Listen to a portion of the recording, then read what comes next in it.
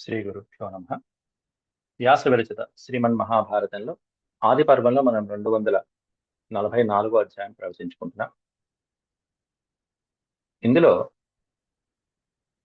243 అధ్యాయం నిన్న మనం 22 శ్లోకాల వరకు ప్రవచించుకుంటున్నాం. దాంట్లో రెండో భాగాన్ని కూడా ఈరోజు మనం చెప్పుకొని బయలుదేరతాం. దీంట్లో ద్వారక నగరంలో ఉన్నటువంటి సుభద్రార్జునులు ఇద్దరు కూడా ఖాండవ ప్రస్థం వైపుకి బయలుదేరటం అనేటువంటిది ఇందులో ప్రధానమైన సారాంశం. నిన్నటి రోజున అర్జునుడు సుభద్రని రథాన్ని సిద్ధం చేయమని చెప్పడం, రథాన్ని సిద్ధం చేయమని పురమాయించడం, సుభద్ర పైగా రథాన్ని పురమాయించి సేవకులకి రక్షక భటులందరికీ కూడా రథాన్ని సిద్ధం చేయమని చెప్పి, ఆ వచ్చినటువంటి రథంలో రథసారథి స్థానంలో సుభద్రే స్వయంగా కూర్చుని రథాన్ని నడపడానికి సిద్ధపడింది.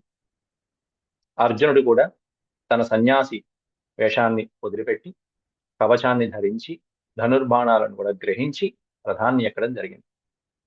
వీరిద్దరూ ఇక ఇక్కడి నుంచి ఖాండవ ప్రస్థం వైపుకి బయలుదేరటం అనేటువంటిది నేటి ప్రవచనంలో సారాంశం. అయితే ఆ వెళ్తున్నప్పుడు ఆ అంతఃపురంలో ఉండే సేవకులు గాని, కొంతమంది అర్జునుడిని గుర్తుపట్టినటువంటి వాళ్ళు గాని, అలాగే పురజనులు గాని, కొంతమంది ఇలా సుభద్రని తీసుకువెళ్తున్నాడు అర్జునుడు అనుకుని అర్జునుడితో యుద్ధం చేయడానికి తలపడ్డారు. అది ఎలా జరిగింది, తర్వాత వచ్చే అధ్యాయంలో కూడా ఈ విషయాన్ని తెలిసినటువంటి బలరాముడు ఏం చేశాడు అనేటువంటిది కూడా మనం ఈ అధ్యాయాల్లో చెప్పుకుంటాం. ముందుగా దైవస్మరణ చేసుకుని ప్రారంభించుకుందాం. ఓం శుక్లాంబరధరం విష్ణుం శశివర్ణం చతుర్భుజం ప్రసన్నవదనం ధ్యాయేత్ సర్వవిఘ్నోపశాంతయే. వ్యాసం వసిష్ఠనప్తారం శక్తేః పౌత్రమకల్మషం పరాశరాత్మజం వందే సుఖతాతం తపోనిధిం. వ్యాసాయ విష్ణురూపాయ వ్యాసరూపాయ విష్ణవే నమో వై బ్రహ్మనిధయే వాసిష్ఠాయ నమో నమః. నారాయణం నమస్కృత్య నరం చైవ నరోత్తమం దేవీం సరస్వతీం వ్యాసం తతో జయముదీరయే. అభీషు హస్తాం శుశ్రోణీం అర్జునేన రథే స్థితాం. అర్జునుడు రథంలో ఉంటే శుశ్రోణి, సుందరమైనటువంటి శ్రోణి కలిగినటువంటి ఆ సుభద్ర అభీషు హస్తాం. అభీషు అనే పదానికి అర్థం పగ్గాలు చేపట్టడం. ఆ రథానికి పగ్గాలు చేపట్టి రథసారథి స్థానంలో కూర్చునుంది. అలా సుభద్రార్జునుడు బయలుదేరుతూ ఉంటే ఊచుః కన్యాస్తదాయాంతిం వాసుదేవ సహోదరాం. సహోదరి మనుండ వాసుదేవ సహోదరి, శ్రీకృష్ణ పరమాత్ముడి యొక్క సహోదరి అయినటువంటి సుభద్ర ఆ విధంగా యాంతీం గచ్చంతీం వెళ్ళిపోతున్నటువంటి ఆ అత్తవారింటికి వెళ్తున్నటువంటి సుభద్రని ఊచుహు పక్కన ఉన్నటువంటి చెలికత్తులు ఈ విధంగా అంటున్నారట. జాగ్రత్తగా వెళ్ళిరామా, మంచి భర్తను పొందావు అంటూ 4 శ్లోకాలను సుభద్రని మెచ్చుకుంటున్నారు. ఆమె యొక్క చక్కటి అదృష్టానికి మెచ్చుకుంటున్నారు. సర్వకామ సమృద్ధాత్వం సుభద్రే భద్రభాషిణి వాసుదేవ ప్రియం లబ్ధ్వా భర్తారం వీరమర్జునం. సర్వకామ సమృద్ధ, నువ్వు అనుకున్నటువంటి కోరికలన్నీ నెరవేరినాయి. అట్లాంటి సమస్త కోరికలు నెరవేర్చగలిగినటువంటి అదృష్టవంతురాలివమ్మ నువ్వు. త్వం సుభద్రే భద్రభాషిణి, మంజుల భాషిణి అని మృదువైనటువంటి శుభకరమైనటువంటి వాక్కులని పలికేది. అటువంటి ఓ సుభద్రే వాసుదేవ ప్రియం లబ్ధ్వా భర్తారం వీరమర్జునం. భర్తారం వీరం, వీరం భర్తారం అర్జునం లబ్ధ్వా. వీరుడైనటువంటి భర్తని పొందావు నువ్వు. ఎవరంటే అర్జునం లబ్ధ్వా, అర్జునుని పొందావు. అది కూడా ఎట్లాంటి అర్జునుడు? వాసుదేవ ప్రియం అర్జునం. ఇది అసలైనటువంటి విశేషం. వీరుడైనటువంటి అర్జునుడు, చక్కటి భర్త, గుణవంతుడైనటువంటి భర్త, ఇవన్నీ పక్కన పెట్టేయండి. ప్రధానమైనటువంటిది ఏంటంటే వాసుదేవ ప్రియం అర్జునం వీరం భర్తారం లబ్ధ్వా. వాసుదేవుడికి అత్యంత సన్నిహితుడు, అత్యంత ఇష్టమైనటువంటి వాడైనటువంటి అర్జునుని నువ్వు భర్తగా పొందావు. సర్వసీమంతినీనాం త్వాం శ్రేష్ఠాం కృష్ణ సహోదరి. సర్వసీమంతినీనాం త్వాం, అందరి స్త్రీలలో కల్లా ఉత్తమమైనటువంటి దానివి. శ్రేష్టాం కృష్ణ సహోదరి, కృష్ణుని యొక్క సోదరివైనటువంటి నీవు శ్రేష్టమైనటువంటి దానివి. మన్యామహే మహాభాగే సుభద్రే భద్రభాషిణి, యస్మాత్ సర్వమనుష్యాణాం శ్రేష్టో భర్తా తవార్జున. మన్యామహే మహాభాగే, స్త్రీలింగం ఇది. మహాభాగే, ఓ సుభద్రే, భద్రభాషిణి. మన్యామహే అంటే మేం భావిస్తున్నాం. ఏమని భావిస్తున్నారట? యస్మాత్ సర్వమనుష్యాణం శ్రేష్ఠ, నీకు లభించినటువంటి ఆ అర్జునుడు ఉన్నాడే, తవ అర్జున భర్త, తవ భర్త అర్జున, నీకు భర్త అయినటువంటి ఆ అర్జునుడు సర్వమనుష్యాణం శ్రేష్ఠ, మనుషులందరిలో కల్లా శ్రేష్టమైనటువంటి వాడు, గొప్పవాడైనటువంటి వాడు నీకు భర్తగా లభించాడని మేము భావిస్తున్నామమ్మా అంటూ చెలికెత్తలు అంటున్నారు. అక్కడ స్నేహితురాండ్రు అంటున్నారు సుభద్రతో. ఉపపన్నస్త్వయా వీర సర్వలోక మహారథ, సర్వలోక మహారథుడైనటువంటి వాడు, వీరుడైనటువంటి వాడు, అట్లాంటి వాడు ఉపపన్న త్వయా, త్వయా ఉపపన్న, నీకోసం వచ్చాడు, నీకోసం చేరుకున్నాడు, నిన్నే చేరుకున్నాడు, నిన్ను వివాహం చేసుకున్నాడు. హే ప్రయాహి గృహాన్ భద్రే, ప్రయాహి అంటే వెళ్ళిరామ్మ. హే సుభద్రే, భద్రే సుభద్రే, ప్రయాహి గృహాన్, ఈ గృహము నుండి వెళ్ళి సుహృద్భి సంగమోస్తుతే, కొత్తగా వెళ్ళబోయేటువంటి ఆ ఇంట్లో నీకు, అత్తగారింట్లో సుహృద్భి సంగమ అస్తు. సంగమము అంటే కలయిక. సుహృజ్జనములతో, బంధుమిత్రులతో, అంటే అక్కడ కలుసుకునేటువంటి వాళ్ళందరూ నీ హృదయాన్ని తెలుసుకుని ప్రవర్తించేటువంటి సుహృద్భి, స్నేహితుల చేత, బంధువుల చేత, అట్లాంటి వాళ్ళతో నీ సంగమం అగుగాక. అంటే అత్తగారింట్లో అందరూ కూడా నిన్ను ఇష్టపడేవారు, నీకోసం ఎదురు చూసేటువంటి వారు ఉండుగాక అని చెప్పి వాళ్ళు చక్కగా శుభకరమైనటువంటి వచనాలు పలికారు చెలికత్తరందరూ కూడా. వైశంపాయన ఉవాచ, వైశంపాయనుడు వారు జనమేజయ మహారాజుకి ఈ ఆఖ్యానంతా వివరిస్తూ ఈ విధంగా చెలికత్తలు పలుకుతుంటే మెల్లగా ఇక ఈవిడ మళ్ళీ రథపగ్గాలు చేపట్టి ముందుకు సాగుతున్నది. ఏవముక్తా ప్రహృష్టాభిః సఖీభిః ప్రతినందిత, భద్రా భద్రజవోపేతాన్ అశ్వాన్ పునరచోదయత్. ప్రహృష్టాభిః సఖీభిః, సఖీ అంటే స్నేహితులు, సఖీభిః అంటే స్నేహితుల చేత ఈ విధంగా ఆనందంతో పలకబడగా, హృష్టము అంటే సంతోషము అన్నట్టు. ప్రహృష్టాభిః సఖీభిః, సంతోషంతో ఉన్నటువంటి స్నేహితురాండ్ర చేత ఈ విధంగా పలకబడగా, ప్రతినందిత, చాలా సంతోషంతో సుభద్రాదేవి భద్రజవోపేతాన్ అశ్వాన్, అద్భుతమైనటువంటి భద్ర జవ ఉపేతాన్, జవము అంటే వేగం, అక్కడ శ్రీకృష్ణ వారి యొక్క రథం కాబట్టి మేఘపుష్ప వలాహకాల అనేటువంటి చక్కటి శైబ్య సుగ్రీవ మేఘపుష్ప వలాహకాల అనేటువంటి 4 గుర్రాలతో పుంచినటువంటి శ్రీకృష్ణ వారి యొక్క రథానికి భద్ర జవోపేతాన్, అద్భుతమైనటువంటి వేగంతో వెళ్ళగలిగినటువంటి అశ్వాన్, అశ్వాలని, అశ్వానికి ఉన్నటువంటి పగ్గాలని చేపట్టి పునరచోదయత్, అచోదయత్ అంటే ప్రేరేపించడం, గుర్రాల్ని అలా రథాన్ని ముందుకు నడిపింది సుభద్ర. అప్పటిదాకా చక్కగా అటు ఇటు పార్శ్వే, ఇరుపక్కలా కూడా, ఆ సుభద్రాదేవికి ఇరుపక్కలా కూడా స్నేహితురాండ్రు, సఖులు. చామర హస్తా సా సఖీ తస్యాంగన అభవత్, తస్యాంగన అభవత్. చామరహస్త అంటే మనకి వింధ్యామరులు, ఛత్రచామరాదులు ఏవైతే ఉంటాయో అవి చేతిలో ధరించి మరీ పట్టుకుని అప్పటిదాకా సేవిస్తూ ఉన్నారట సుభద్రార్జునుడిద్దరికీ కూడా. చామరహస్త సా సఖీ, ఆమె యొక్క సఖి. తస్యాంగన అభవత్, మెల్లగా రథం బయలుదేరింది. ఆ కన్యాపురం నుంచి, ఆ అంతఃపురం నుంచి, అక్కడ అంతఃపురం దాటుకుంటూ, ప్రవేశ ద్వారం దాటుకుంటూ అంతఃపురం దాటి వెళ్ళాలి, నగరంలోకి వెళ్ళాలి. ఈలోపే చూడవలసినటువంటి వారు కొంతమంది చూశారు. తతః కన్యాపుర ద్వారాత్ సఘోషాత్ అభినిసృతం.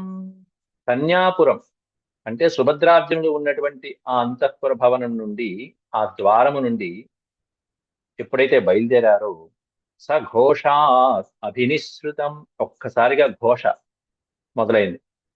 అప్పటిదాకా యతి అనుకున్నటువంటి వాడు కాస్త యతి కాదు అర్జునుడు అనేటువంటి విషయం తెలిసింది అందరికీ. దాంతో అర్జునుడురా, అరే అర్జునుడు వెళ్ళిపోతున్నాడు రా, ఘోషాత్ అభినశ్రుతం. ఒకరికొకరు చెప్పుకుంటున్నటువంటి ఆ ఘోష మెల్లగా ఇటు పక్కనే ఉన్న రథం వెళ్తున్నటువంటి ఘోషానాదం, అటు పక్కనే ఉన్న వాళ్ళ నాదం. ఈ రథం వెళ్తున్నటువంటి చప్పుడు ఎలా ఉందో వర్ణిస్తున్నారు ఇక్కడ వ్యాసుల వారు. దదృశుస్తం రథశ్రేష్టం జనా జీమూత నిస్వనం సుభద్రా సంగృహీతస్య రథస్య మహతస్వనం. దదృశు తం తం దదృశు రథశ్రేష్టం, రథశ్రేష్ఠుడైనటువంటి ఆ అర్జునుని దదృశు జనాహ. ఇక్కడ జన అనే పదం ఉందండి, అంటే జనులు. ఆ రథంలో అర్జునుడు, రథశ్రేష్ఠుడైనటువంటి అర్జునుని జనాహ దదృశు చూసి, జన జీమూత నిస్వనం, ఒక్కసారిగా, జీమూతము అంటే మేఘము,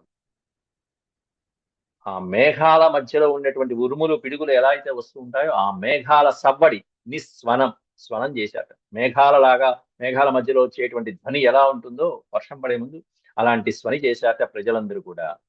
ఇక్కడ రథం కూడా అటువంటి స్వనంతోనే ఉంది. సుభద్రా సంగృహీతస్య రథస్య మహతస్వనం. సుభద్ర చేత సంగృహీతస్య రథస్య, సుభద్ర చేత కళ్యాలు పట్టుకోబడినటువంటి, ఆ పగ్గాలు పట్టుకోబడినటువంటి రథం కూడా, రథం యొక్క స్వనం కూడా, నాదం కూడా మహత, మేఘ గంభీరమైనటువంటి నాదంతో ఇటు రథం బయలుదేరింది. అటు చూసినటువంటి వాళ్ళు హాహాకారాలు చేస్తున్నారు ఓ పక్కన.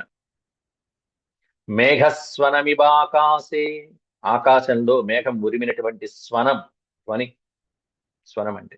మేఘస్వనమివాకాశే శుశ్రువు పురవాసిన, పురవాసులందరూ కూడా అక్కడ వెళ్తున్న కొద్దీ వెంటనే ఇక రథం బయలుదేరుతూ ఉంటే వెంటనే అందరికీ తెలిసిపోయింది వార్త, అర్జునుడు. పురవాసిన ఒక్కసారిగా మేఘ నిస్వనం ఆకాశంలో మేఘధ్వని ఎలా ఉంటుందో ఆ విధమైనటువంటి ధ్వని చేశారట. సుభద్రయాతు సంపన్నే తిష్టన్ రథవరే అర్జున. సుభద్ర ముందు ఉండి రథసారథ్యం చేస్తుంటే, తిష్టన్ రథవరే అర్జున, రథవరుడైనటువంటి రథశ్రేష్ఠుడైనటువంటి అర్జునుడు వెనకాల కూర్చుని అలా ధనస్సు చేతిలో పట్టుకుని సిద్ధంగా ఉండి బయలుదేరుతున్నాడు.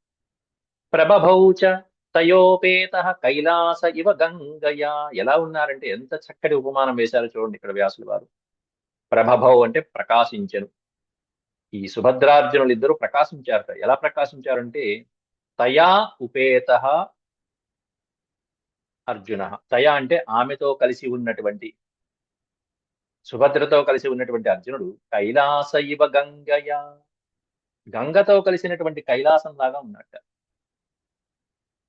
కైలాసంలో ఆ గంగా నది ప్రవహిస్తూ ఉంటే ఎలా ఉంటుందో అలా ఉన్నట్ట. అంత గంగా నది స్వచ్ఛంగా అలా తెల్లగా, ఈ సుభద్ర యొక్క వర్ణన ఆ విధంగా తీసుకొచ్చారు వ్యాసుల వారు.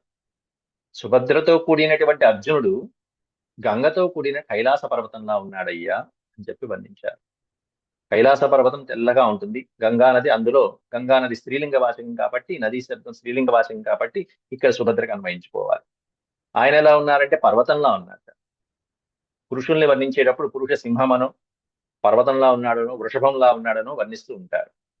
ఎలాంటి పర్వతం ఇది అంటే అటు మేరు పర్వతంలా అనొచ్చు, లేకపోతే కైలాస పర్వతం అని చెప్పారు ఇక్కడ. ఎందుకంటే అర్జునుడు తెల్లగా ఉన్నాడు, తెల్లటి వస్త్రాలు ధరించి ఉన్నాడు. అది నిన్న మనం చెప్పుకున్నాం. పార్థ సుభద్రా సహితో విరరాజ మహారథ విరాజతే యథా శక్రో రాజన్ శాత్యా సమన్విత. పార్థ అర్జునుడు, సుభద్రా సహితో పార్థ, సుభద్రతో కూడినటువంటి అర్జునుడు, విరరాజ మహారథ, మహారథుడైనటువంటి ఆ అర్జునుడు ప్రకాశిస్తున్నట్టు సుభద్రాదేవితో పాటుగా. ఎలా అంటే యథా శక్రో రాజన్ శచ్యా సమన్విత, శచీదేవితో కూడుకున్నటువంటి శక్రుడు, దేవేంద్రుడు ప్రకాశించినట్టుగా ప్రకాశిస్తున్నట్టు. పైన ఉన్న గంగతో కూడుకున్నటువంటి కైలాస శిఖరం వలె ఉందన్నారు. ఇక్కడేమన్నా శచీదేవితో కూడుకున్నటువంటి దేవేంద్రుడి వలె ఉన్నాడు, ప్రకాశిస్తున్నాడని చెప్పి వర్ణించారు 2 శ్లోకాలలో వ్యాసుల వారు. సుభద్రాం ప్రేక్ష్య పార్థేన ప్రియమాణాం యశస్వినీం. ప్రియమాణం అంటే సిగ్గుపడుతున్నటువంటి, కీర్తివంతురాలైనటువంటి సుభద్రాం ప్రేక్ష్య, సుభద్రని చూసి అర్జునుడు, పార్థేన చక్రుః కిలకిలా శబ్దానాసాద్య బహవో జనా. ఇక్కడ ఓ పక్కనే ఉన్న శక్రుడి శచీదేవితో కూడుకున్నటువంటి ఇంద్రుల్లా ప్రకాశిస్తున్నటువంటి వీరిద్దరి యొక్క జంటను వర్ణిస్తూ అట్లా సిగ్గుపడుతున్నటువంటి కీర్తిమంతురాలైనటువంటి పార్థుడి చేత చూడబడుతున్నటువంటి సుభద్రాదేవిని వీళ్ళందరూ జనాలందరూ చూస్తున్నారయ్యా. చక్రు కిలకిలా శబ్ద, చూసి ఏం చేస్తున్నారు? కిలకిలా శబ్ద చక్రు, ఒక్కొక్కళ్ళు శబ్దాలు చేస్తున్నారు. ఆసాద్య బహవో జనా, చాలా మంది జనులు వాళ్ళని పట్టుకోవడానికి దగ్గరికి రావడానికి ప్రయత్నిస్తున్నారు. ఆసాధ్య ఏమని అనుకుంటున్నారట వాళ్ళు? ఏమని అనుకుంటున్నారు? ఈ కిలకిలా శబ్దాలు ఏమిటి అనేది ఇక్కడ 2 శ్లోకాల్లో వర్ణిస్తున్నారు. జనులందరూ గుసగుసలు ఆడుకుంటున్నారు. ఏమిటా గుసగుసలు? దాశార్హాణం కులస్య స్త్రీ సుభద్రా మద్రభాషిణి అభికామా సకామేన పార్థేన సహ గచ్చతి. దాశార్హాణం కులస్య అంటే యాదవ వంశ వీరుల యొక్క కుల లక్ష్మి, వంశలక్ష్మి. కులస్య స్త్రీ అన్నారు. కులము అంటే అక్కడ వంశం. యదుకులం యొక్క స్త్రీ లక్ష్మీదేవి అయినటువంటి సుభద్రాదేవి, మద్రభాషిణి సుభద్ర, మంజుల భాషిణి సుభద్ర, మృదువైనటువంటి చక్కటి మాటలు మాట్లాడేటువంటి సుభద్రాదేవిని అభికామా సకామైన పార్థేన సహ గచ్చతి. అది సకామైన, కామంతో అంటే ఆవిడే వెళ్తుందా లేకపోతే అనుసరించి వెళ్తుందా, తీసుకో వెళ్ళబడుతుందా, మొత్తానికి పార్థుడితో వెళ్ళబడుతుంది. పార్థేన సహ గచ్చతి, అర్జునుడితో పాటుగా వెళ్తున్నది అని చెప్పి ప్రజలు అనుకుంటున్నారట. వాళ్ళకి ఎలా వెళ్తున్నదో తెలియదు, కానీ ఆవిడ కూర్చుంది. పోనీ అర్జునుడు ఏమైనా బలవంతంగా పట్టుకున్నట్టుందా రథంలో? లేదు, స్వేచ్ఛగానే ఉంది. పైగా ఆవిడే పగ్గాలు చేపట్టింది. అథాపరేతు సంక్రుద్ధ, అథ అపరే, ఇంకొంతమంది ఏమనుకుంటున్నారట? సంక్రుద్ధ, కోపించి ఉన్నారట. అర్జునుని చూడంగానే కోపించినటువంటి వాళ్ళు కొంతమంది ఉన్నారు. అథ అపరే, అపరే అనే పదానికి అర్థం ఇతరులు, ఇంకొంతమంది. సంక్రుద్ధ గృహ్ణీత ఘ్నతమాచిరం, ఏమంటున్నారట ఇంకొంతమంది? ఎట్లాగైనా సరే ఘ్నతం, గృహ్ణీత, ఘ్నతం, మాచిరం అంటున్నారట. గృహ్ణీత అంటే పట్టుకోండి, పట్టుకోండి, వెళ్తున్నటువంటి వాడిని పట్టుకోండి. ఘ్నత, చంపేయండి. మాచిరం, చిరము అంటే లాంగ్ టైం, చాలా కాలం. మాచిరం అంటే ఎక్కువసేపు వద్దు, త్వరగా వెళ్ళిపోతారు, మళ్ళీ పట్టుకోండి, త్వరగా వేగంగా శీఘ్రంగా పట్టుకోండి అంటూ కొంతమంది అరుస్తున్నారు. కోపించినటువంటి వాళ్ళు అర్జునుడిని పట్టుకోండి, కొట్టండి, ఆలస్యం చేయకండి అంటూ వాళ్ళ దగ్గర ఉన్నటువంటి అస్త్రాలతో ఎదుర్కోవటానికి సిద్ధపడుతున్నారు ఇంకొంతమంది. ఇది సంవార్య శస్త్రాన్ని వవర్షురభితో దిశం. ఇది సంవార్య, సంవార్య అంటే వారించడానికి ప్రయత్నిస్తూ అక్కడ ఉన్నటువంటి జనులు వాళ్ళ వాళ్ళ చేతికి అందినటువంటి శస్త్రాన్ని వవర్షుభిరభితో దిశం, అటు వెళ్తున్నటువంటి దిక్కులో వవర్షు, వర్షింపజేశారట అనేకమైనటువంటి అస్త్ర శస్త్రాలు. శస్త్రాలే అన్నారు, అస్త్రాలు లేవు ఇక్కడ. అంటే మంత్ర ప్రయోగంతో చేసేటువంటివి ఏమీ లేవు. అట్లాంటి శస్త్రాలతో ప్రజలు వారించడానికి, వెళ్తున్నటువంటి అర్జునుని వారించడానికి శరవర్షం కురిపించారట. వవర్షురభితో దిశం, వాళ్ళు వెళ్తున్న దిక్కులో అలా శరవర్షం కురిపిస్తే ఈయన కూడా ఇది ఈ విధంగా మాట్లాడుకుంటున్నారు ప్రజలు. పట్టుకోండి, పట్టుకోండి అంటే అరుస్తూ వాళ్ళ ప్రయత్నాలు వాళ్ళు చేస్తున్నటువంటి జనుల్ని చూసి ఇది సంభాషమాణానాం సనాదస్సు మహాన్ అభూత్, అటువంటి వాళ్ళ నాదము సుమహాన్ అభూత్. సుమహాన్ అనే పదానికి అర్థం ఎంతో ఎక్కువగా ఉంది. వాళ్ళ యొక్క శబ్దాలు, ధ్వనులు, వాళ్ళ వాళ్ళు వేస్తున్నటువంటి ఆ అస్త్రాలు శస్త్రాలు లాంటివి ఏవైతే ఉన్నాయో వాటిని చూశాడు అర్జునుడు. కాబట్టి ఇటు సుభద్రని కూడా చూసుకోవాలి, తనను తాను రక్షించుకోవాలి. కాబట్టి మెల్లగా అవతల వాళ్ళకి దెబ్బలు తగలకుండా, పెద్దగా దెబ్బలు తగలకుండా ఆ వేస్తున్నటువంటి శరాలు తన వైపు రాకుండా చూసుకుంటున్నట్ట. సత్తేన జనఘోషేణ వీరో గజ ఇవార్థిత వవర్ష శరవర్షాణి నతు కంచన రోషయత్. సతేన జనఘోషేణ, జనఘోష అంటే జనులు యొక్క శబ్దనాదాలు, విపరీతమైనటువంటి శబ్దాలు ఏవైతే చేస్తున్నారో ఆ జనఘోషని, ప్రవాహంలో వస్తున్నటువంటి జనఘోషని వీరుడైనటువంటి సహా అర్జునుడు, వీరో సహ, వీరుడైనటువంటి అర్జునుడు గజ ఇవార్ధిత, మదించినటువంటి ఏనుగు వాటికి అడ్డం పడినట్టుగా ఆ శస్త్రాలకు అడ్డుపడుతున్నట్ట. మంచి పౌరుషంతో ఉన్నటువంటి ఏనుగు అడ్డపడినట్టుగా ఈయన కూడా శరవర్షం కురిపించాడు, బాణాల వర్షం కురిపించాడు ఆ యుద్ధం చేస్తున్నటువంటి వాళ్ళ మీద. వవర్ష శరవర్షాన్ని, శరవర్షాన్ని, శరవర్షం కురిపించటాన్ని వవర్ష అంటారు. వవర్ష శరవర్షాణి, ఎట్లా కురిపించాడు? నతు కంచన రోషయత్, పెద్దగా రోషం ప్రదర్శించకుండా, క్రోధాన్ని, కోపాన్ని, కక్షని ప్రదర్శించకుండా, ఏదో కాస్త చిన్న చిన్న దెబ్బలు కొట్టడానికి అన్నట్టుగా కంచన రోషయత్ నా అన్నారు అక్కడ.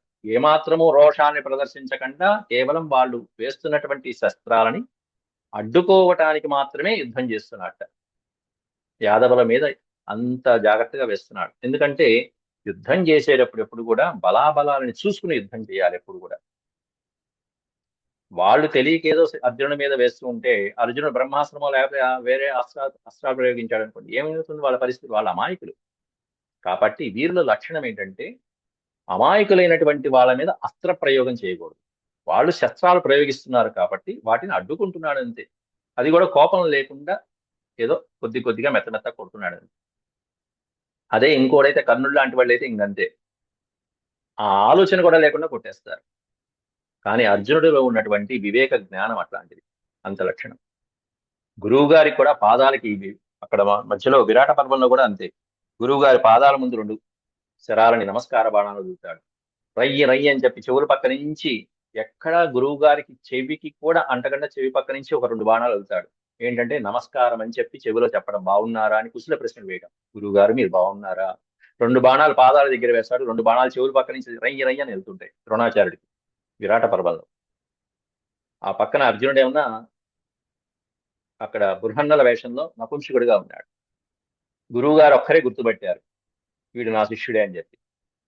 దాంతో నమస్కారాలు బాణాలు ఇక్కడ వదిలాడు. రెండు ఏమన్నా గురువు గారికి ఏమాత్రం తగలకుండా చెవుల పక్క నుంచి వదిలాడు. చెవుల పక్క నుంచి బాణాలు వదిలాడంటే ఈ వీరుడు వదిలేటువంటి బాణాలు ఎట్లాంటివో గురువు గారికి మాత్రమే అర్థమవుతాయి. అవి కుశల ప్రశ్నలు. గురువు గారు నమస్కారం అని పాదాల దగ్గర, బాగున్నారా అని చెప్పి చెవుల పక్క నుంచి వెళ్ళిపోయిన రెండు బాణాలు. పరమానంద ఫలితుడైపోయాడు ఆ గురువు గారు ద్రోణాచార్యుడు. అట్లా ఇక్కడ కూడా ఏమాత్రము రోషం లేకుండా ఏ ఏ స్థాయిలో కొట్టాలో ఆ స్థాయిలో కొట్టాడు ఇక్కడ వాళ్ళని. అట్లాంటి వాడు అర్జునుడు. ముమోచ నిశితాన్ బాణాన్ దీప్యమానాన్ స్వతేజసా. ముమోచ అంటే విడిచిపెట్టడం. నిశితాన్ బాణాలు, పదునైనటువంటి బాణాలను, దీప్యమానాన్ స్వతేజస, తన తేజస్సులాగా ప్రకాశిస్తున్నటువంటి దేదీప్యమైనటువంటి బాణాలని అలా విడిచిపెట్టాడు అర్జునుడు. అక్కడ రాజప్రాసాదం నుంచి ఇంకొంచెం ముందుకు వచ్చారు. ప్రాసాద వర సంఘేషు, రాజప్రాసాదం నుంచి అలా ఊళ్ళోకి వచ్చేటప్పటికి ఈ ప్రజలు డాబాల మీదకి ఎక్కి, వాళ్ళ ప్రసాదాలు, వాళ్ళ పెద్ద పెద్ద భవనాల మీదకి ఎక్కి అక్కడి నుంచి శరవర్షం కురిపిస్తున్నారు అర్జునుడి మీద. ప్రాసాద వర సంఘేషు, సంఘము అంటే సమూహం, గుంపులు గుంపులుగా, భవనాల పైన, గుంపుల పైన, మేడ మేడలు మిద్దెల పైన. ప్రాసాద వర సంఘేషు హర్మ్యేషు భవనేషు చ, అనేకమైనటువంటి భవనాల పైన, హర్మ్య ప్రాసాదాల పైన ఎక్కి అర్జునుణ్ణి చాలా రకాలుగా ఇబ్బందులు పెట్టడానికి ప్రయత్నిస్తున్నారు. శోభయిత్వా పురశ్రేష్టం, ఆ ఇబ్బంది పెడుతున్నటువంటి ప్రజలందరినీ కూడా ఈ అర్జునుడు కూడా చక్కగా ఏమాత్రము ఒక్క బాణం కూడా తన మీద, సుభద్ర మీద పడకుండా, తగలకుండా కాపాడుకుంటూ వెళ్ళిపోతున్నాడు. పురశ్రేష్టం శోభయిత్వా, ఆ వేస్తున్నటువంటి బాణాలను క్షోభిల్ల చేసి, అల్లకల్లోలం చేసి వాటిని ఎలా గరుత్మా నివసాగరం, వాళ్ళేమన్నా సముద్రం వలె బాణాలను వదులుతున్నారు ప్రజలు, రక్షక భటులు మొదలైనటువంటి వాళ్ళు. ఈయనేమన్నా అటువంటి సముద్రాన్ని కూడా ఒక గరుత్మంతుడు వచ్చి అల్లకల్లోలం చేసి అమృత భాండాన్ని అపహరించినట్టుగా సముద్రాన్ని అల్లకల్లోలం చేసి మొత్తం అమృత భాండాన్ని తీసుకువెళ్తాడు గరుత్మంతుడు. అట్లా ఈ ప్రజలు వేస్తున్నటువంటి ఈ శరవర్షం నుంచి గరుత్మంతుడు సుభద్రని హాయిగా అమృత భాండాన్ని తీసుకువెళ్తున్నట్టుగా తీసుకువెళ్తున్నాడు అయ్యా అని వర్ణిస్తున్నారు. గరుత్మానివసాగరం ప్రేక్షే ప్రేక్షన్ రైవతద్వారం నిత్యయౌ భరతర్షభ. అక్కడి నుంచి రైవత ద్వారం దగ్గరికి వచ్చారు. రైవత పర్వతం దగ్గర ఉత్సవం జరిగింది, అక్కడ దాకా వచ్చారు. ప్రేక్షన్ రైవతకద్వారం రైవకత ద్వారం నిర్యయౌ భరతర్షభ. భరతశ్రేష్ఠుడైనటువంటి అర్జునుడు అక్కడ దాకా చేరుకున్నారు.